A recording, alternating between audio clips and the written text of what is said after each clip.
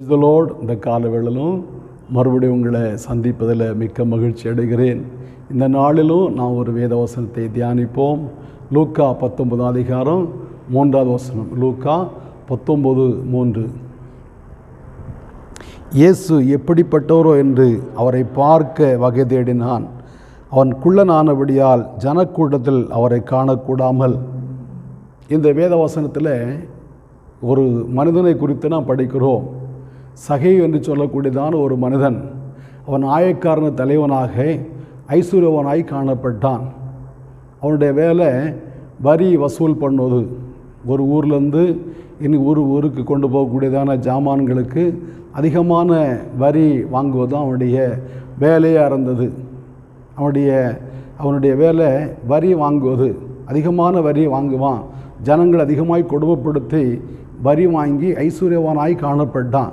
ஆனால் இந்த மனிதன் இயேசுவை குறித்து கேள்விப்பட்டான். இயேசு அற்புதங்களை செய்கிறார். இயேசு குருடலுக்கு பார்வை கொடுக்கிறார். சப்பானிகளை நடக்க பண்ணுகிறார். ஊமையனை பேச வைக்கிறார். மரித்தோரை உயிரோடு எழுப்புகிறார் என்று இயேசுவை குறித்து கேள்விப்பட்டான். கேள்விப்பட்டதான இந்த சகேயு இயேசுவை பார்க்க ஆசைப்பட்டான். அவன் குள்ளனானபடினாலே அவன் ஜனக்கூடத்தில் இயேசுவை பார்க்க கூடாமல் அவர் போகிற வழியாக முன்னாக ஓடினான். ஓடி ஒரு காட்டத்து மரத்தில் ஏறினான் என்று நான் வாசிக்கிறோம். பிரியமானவர்களே, இயேசு எப்படிப்பட்டவர்னு சொன்னால், அவர் பாவியை தேடி வருகிறதான தேவன். தன்னை பாவி என்று யார் ஒத்துக்கொள்கிறார்களோ அவளை தேடி வருகிற தேவன். இயேசு சொல்லுகிறார், நீதிமான்கள் அல்ல பாவிகளையே மனம் திரும்பலுக்கு அழைக்க வந்தேன் என்று சொல்லுகிறார். அப்போ அவர் பாவியை நேசிக்கிற தேவன், பாவியை தேடி வருகிறதான தேவன். மாத்திரமல்ல, இந்த சகேயு இயேசுவை பார்க்க ஆசைப்பட்டான். அவன் மனதுடைய ஆசைகளை அறிகிற தேவன். இந்த சகையுடைய ஆசை அவனுக்கு மாத்திரம்தான் தெரியும், வேறு யாருக்கும் தெரியாது. அவனுடைய உள்ளத்திலிருந்ததான அந்த எண்ணத்தை ஆண்டவர் அறிந்த தேவன்.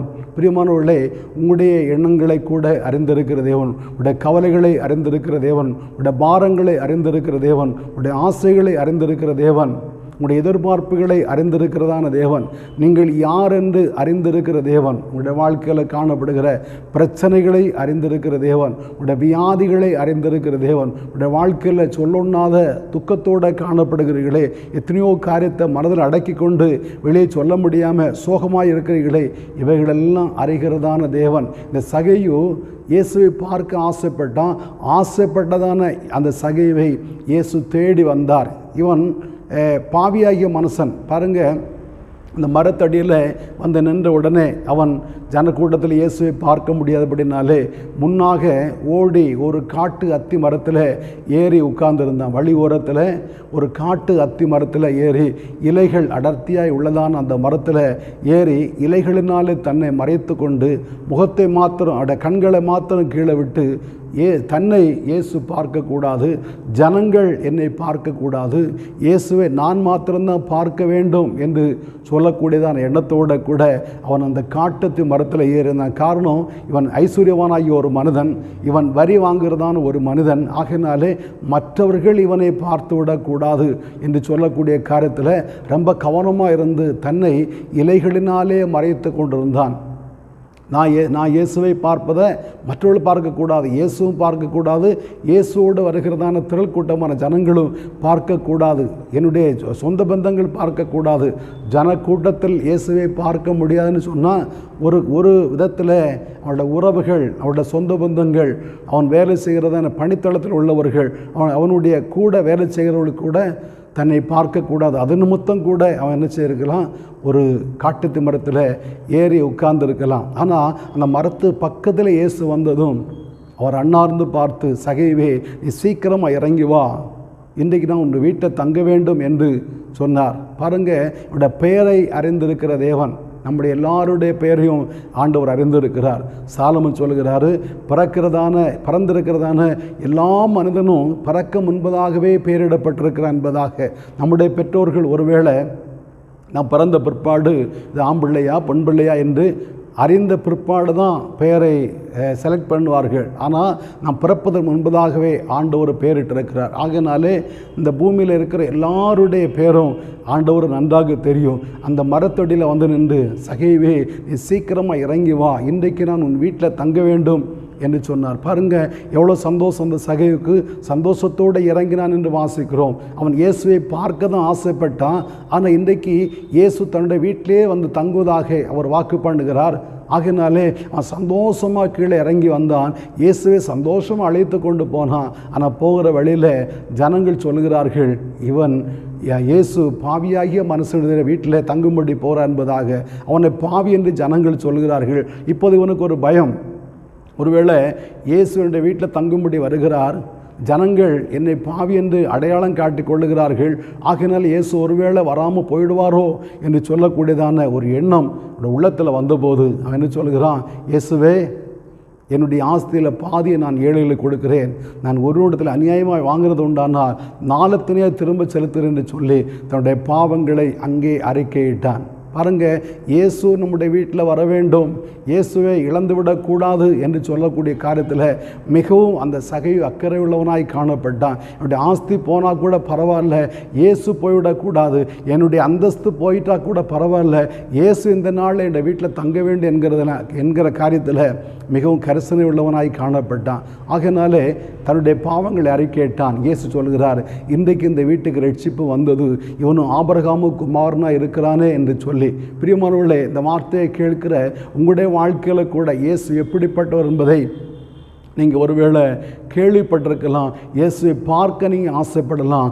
இயேசு எப்படிப்பட்டவர்? இயேசு பாவியை நேசிக்கிறவர், இயேசு எல்லாருடைய உள்ளங்களையும் அறிகிறவர், இயேசு நம்முடைய வாழ்க்கையில் மாற்றத்தை உண்டு பண்ணுகிறவர். நான் 2 கொரிந்தியர் 5:17 வாசிக்கும் போது அங்கே சொல்லப்படுகிறது, இப்படி இருக்க ஒரு கிறிஸ்துவுக்குள் இருந்தால் அவன் புது சிருஷ்டியாக இருக்கிறான், பழையவைகள் ஒளிந்து போன எல்லாம் புதிதாகின என்பதாக.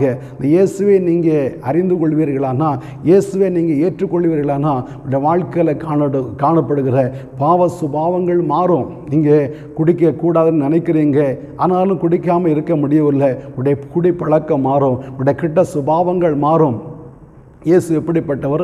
உங்களை ஒரு புது சிருஷ்டியாக மாற்றுகிறதான தேவன். அந்த சகையை பார்த்து நீ பாவங்களை அறிக்கையிடு, உடைய பாவத்தை நிமித்தம் வர முடியாதுன்னு சொல்லவே இல்லை.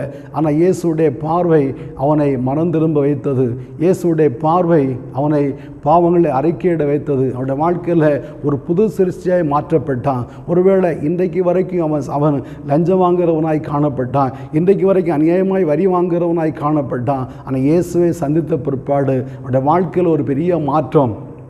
அவனோட வாழ்க்கையில் அதுக்கப்புறம் அவன் நிச்சயமாகவே லஞ்சம் வாங்கியிருக்க மாட்டான், அநியாயமாய் காசு சம்பாதிருக்க மாட்டான், அநியாயமாக ஏழைகளை அவன் துன்புறுத்தி இருக்க மாட்டான். அவனோட வாழ்க்கையில் ஒரு பெரிய மாற்றம் உண்டாயிருக்கும். இந்த வார்த்தையை கேட்கிற நீங்கள் கூட இயேசுவை ஏற்றுக்கொண்டு கொள்வீர்களானா அவனோட வாழ்க்கையில் ஒரு பெரிய மாற்றம் உண்டாகும். ஒருவேளை நீங்கள் நோயோடு காணப்படலாம், பேயுடைய பிசாசுடைய போராட்டத்தோடு கூட காணப்படலாம், வீட்டில் கெட்ட கனவுகளோடு கூட நீங்கள் ஒவ்வொரு நாளும் தூங்க முடியாமல் கஷ்டத்தோடு காணப்படலாம். இயேசு மாத்திரம் உங்களுடைய வீட்டில் வந்து தங்குவாரானா, இயேசுடைய பிள்ளையாக நீங்கள் மாற்றப்படுவீர்களானா உங்களுடைய வாழ்க்கையில் ஒரு பெரிய மாற்றம், உங்களுடைய வீடு ஒரு குட்டி பரலோகமாக மாறும். இதுவரைக்கும் நீங்கள் உங்கள் வீட்டில் சமாதானம் இல்லை, அமைதி இல்லை, சந்தோஷம் இல்லை, நிம்மதி இல்லை, பலவிதமான போராட்டத்தோடு கூட இருக்கிறீங்க.